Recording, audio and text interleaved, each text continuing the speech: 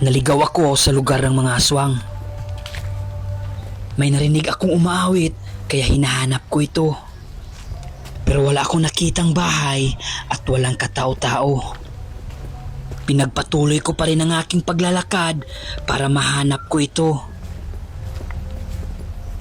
At dito, mapapansin nyo, biglang nawala ang boses. Tumigil lang to sandali at bumalik na naman. Habang papalapit ako, kusa naman itong lumalayo.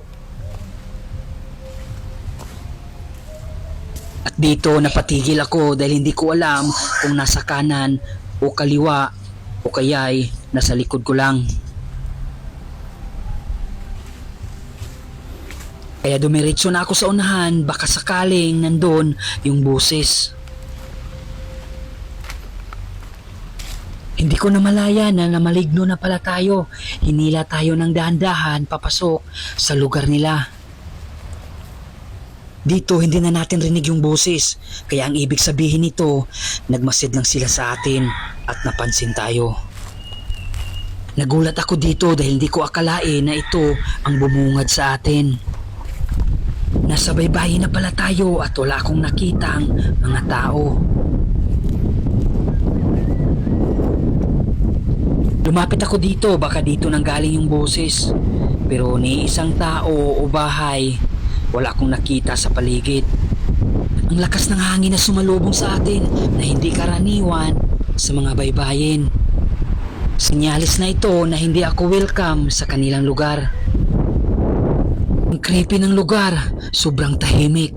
Hindi natin alam, nandyan lang sila sa tabi-tabi, nagmasid at handang sumalakay sa atin. Kaya nagmamadali na akong umuwi para makaiwas sa hindi inaasahang mangyayari. Siguro kung may aswang dito, takot silang umatake dahil alam nila na may dala tayo.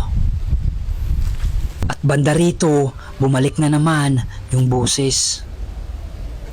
Dito nagdesisyon na akong ilabas ang aking langis at inumin ito, baka sakaling umatake, may pangontra tayo.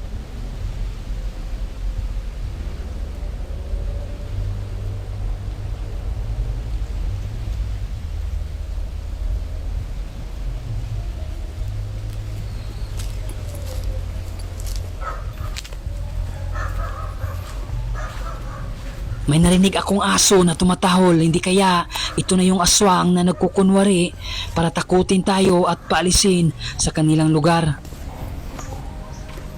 Dahil nagalit sila, naudlot ang kanilang plano dahil sa alam nila na may dala tayong langis. Dahil alam ng mga aswang na ang langis na ito ay nakakapaso, lalong-lalo na pag lumapit sila sa akin.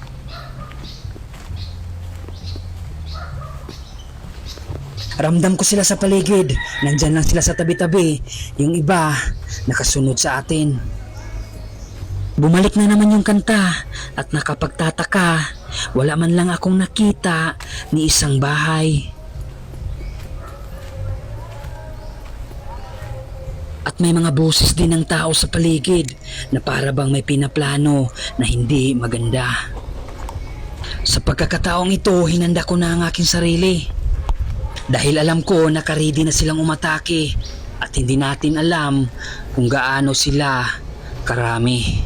Kaya minsan, iwasan nating pumasok sa lugar na hindi tayo komportable.